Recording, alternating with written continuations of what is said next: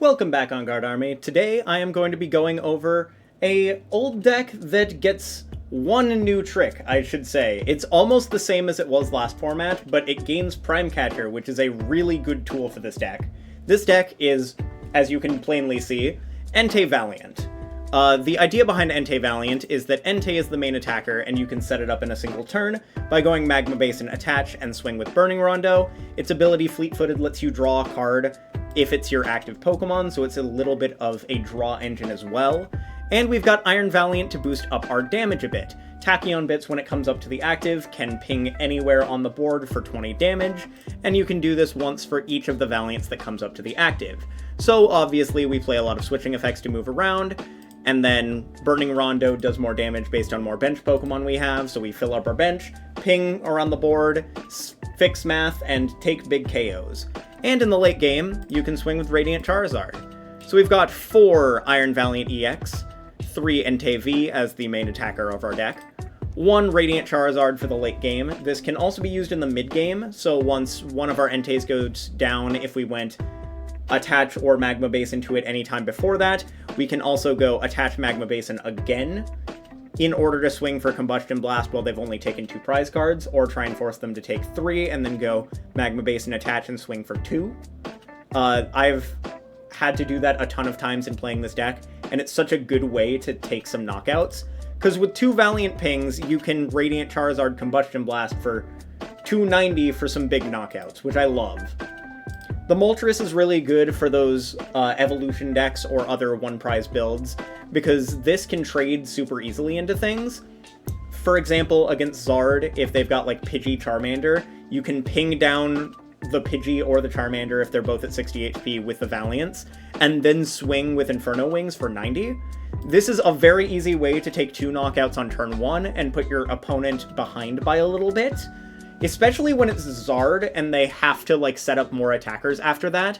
That means that your Technical Machine Devolutions can put in more work. If they're having to KO the Moltres, then they're not taking a 2-prize knockout. If they boss around you, you still have the Moltres, you can hit them for 90, and then Technical Devolution while you spread to their other one, potentially taking an additional 2 KOs with a Technical Machine Devolution play. We're also playing 2 Technical Machine Devolution just to make the Zard matchup a little easier. Granted, it's not like, it doesn't make it super favored for us, but I'd say it turns what would be a bad matchup into about a 50-50. Which I think is good when Zard is 20% of the meta.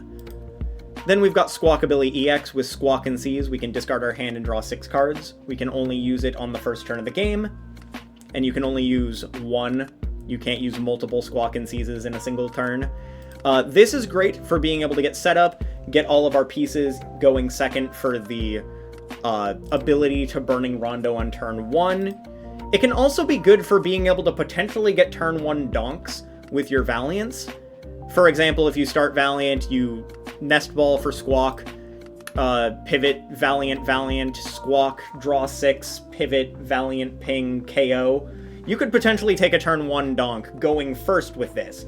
That being said, this deck normally would like to go second, because it's able to maximize its resources way better going second, and actually get an actual attack off on the first turn of the game.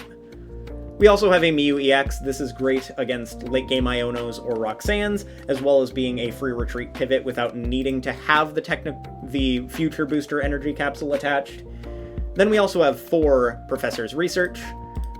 Oop. Misclicked. 3 Colress's Experiment for a little bit of draw while keeping our hand. This deck can build up some absolutely massive hands. I love having Colress in this deck.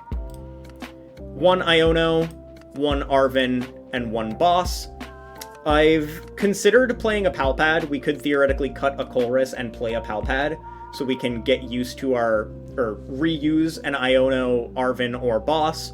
Or we could cut a Colress and the Arven for a second Iono and a second Boss. Like, there's definitely a lot of tweaks that you could make with this, but this is at least what I am feeling good with right now.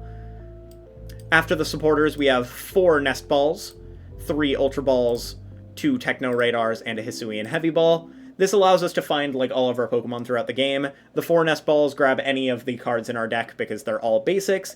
The Ultra Balls are great for thinning down our hand and being able to search for any of our Pokemon as well, so it's like 7 outs to every card of our deck. 2 Techno Radars makes it where we can get those additional Valiant pings a lot easier, because it's just pitch a card from your hand and then search for 2 Valiants, basically, which you can pivot between to fix damage. It also helps us fill our bench a little bit faster for Burning Rondo. Ultra Ball and Techno Radar also both have the utility of discarding fires to be able to Magma Basin with. It's nice having some sort of like discard out in your hand. We've got those as well as Earthen Vessel and our obvious Squawkabilly and Professor's Research. I think having these is plenty for the game. We've got Hisuian Heavy Ball in case we prize something like Squawk, Radiant Zard, Moltres, Mew, an Entei, a Valiant or 2 if we need to hit numbers. Hisuian Heavy Ball is just a great card in this deck for sure. 4 Switch Carts, being able to pivot between our options and heal a bit of damage is great. Being able to draw additional cards with Fleet-Footed and ping additional damage with Tachyon bits. 3 switches. As much as I would like to run 4, we have to make cuts somewhere. I did cut a switch for the Mew because I felt it was kind of necessary, but in all honesty, with the amount of supporters that are in this deck, you might not need the Mew. You could play 4th switch instead, or cut one of these additional other pieces. Again, a lot of tweaks you could make with this deck, but I've found 8 switching effects to be enough throughout the game. 1 Prime Catcher as our second gusting effect. We've got the Prime Catcher and the Boss both as options. 1 Earthen Vessel for being able to find our fires, as well as being able to discard fires and be able to Magma Basin. So if you've got a fire in hand, you could Earthen Vessel away 1, grab 1 or 2, attach to Entei, and then Magma Basin Magma Basin the one that you just discarded away to the Entei to be able to swing with it.